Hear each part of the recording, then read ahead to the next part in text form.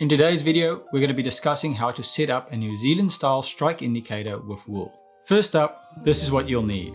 You'll need scissors to cut the tubing and the wool, and you'll need a means to pull the leader through the tube. I use the Royal CC strike indicator kit. The kit contains everything you need.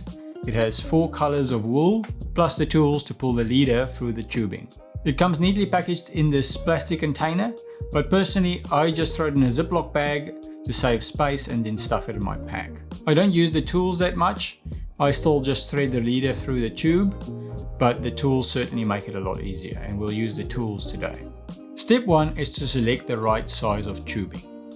The big tubing is for big indicators for the likes of the Tongariro River and big rivers. The small tubing is for small indicators for the likes of backcountry rivers and clear water, where you don't want to spook the fish. We'll be using the small tubing today. Step 2 is to select the right quantity of wool for the tubing you're using. It takes a bit of practice to figure out how much wool you need for the size of tubing, so it's the right fit. But with a bit of practice you'll get it right and it will fit every time. You'll need to cut this into about a 2-inch strip.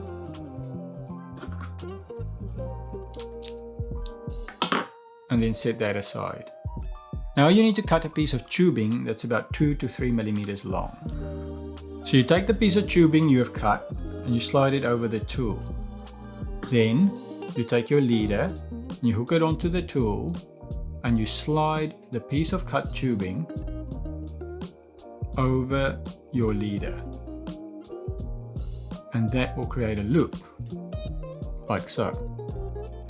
Now you take your piece of wool, put it through the loop, and then fold it back in half. Pinch it. And now you take your thumb and your forefinger, and what you need to do is just work that tubing over the wool.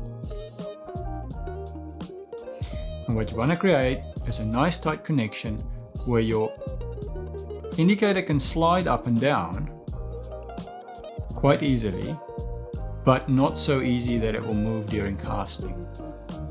Okay? Once you've got that, all you want to do is fluff it up a bit, and then if need be you can just trim it flat so it creates a nice flat top. Trim it, fluff it up, and there you have a perfect little wool strike indicator New Zealand style. Wool is naturally quite buoyant, but I still add a little bit of floatant, preferably Stone Creek high gel is what I use, to the indicator, and it will pretty much float all day. Here's a bit of troubleshooting for you.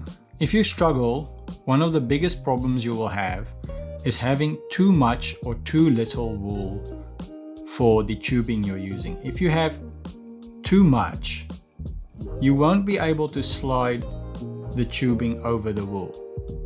It just won't go over. So if that happens, just remove some wool until it slides over. The converse problem is having too little wool. It will slide up too easily over the wool and your indicator will just move when you cast, and that is of no use. Make sure you have the right size tubing for the indicator size you want to use, and make sure you put the right quantity of wool for the tubing size you're going to use, so you have a nice tight fit but not too loose or not too tight. With practice it will be perfect every time. You will get used to the quantity very quickly. So why do I use a New Zealand style strike indicator?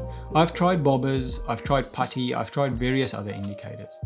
The main benefit for me is it doesn't impair casting. It's very light, it's very small, it has very little resistance, and it lands very lightly on the water, and it doesn't spook fish as easily as something like a bobber plonking down or a piece of putty. The tubing also makes it adjustable, so you can just move it up and down. It's very easy to carry a few different colors. You can change colors quite easily, and you can change the size. If you don't like it that big, you can just chop it down. You can make different size indicators to suit your situation. I believe this system is, for me, the perfect indicator system. I really hope you found this video useful. Let me know in the comments what other topics you would like me to cover. Thanks for watching, and I will see you in the next one.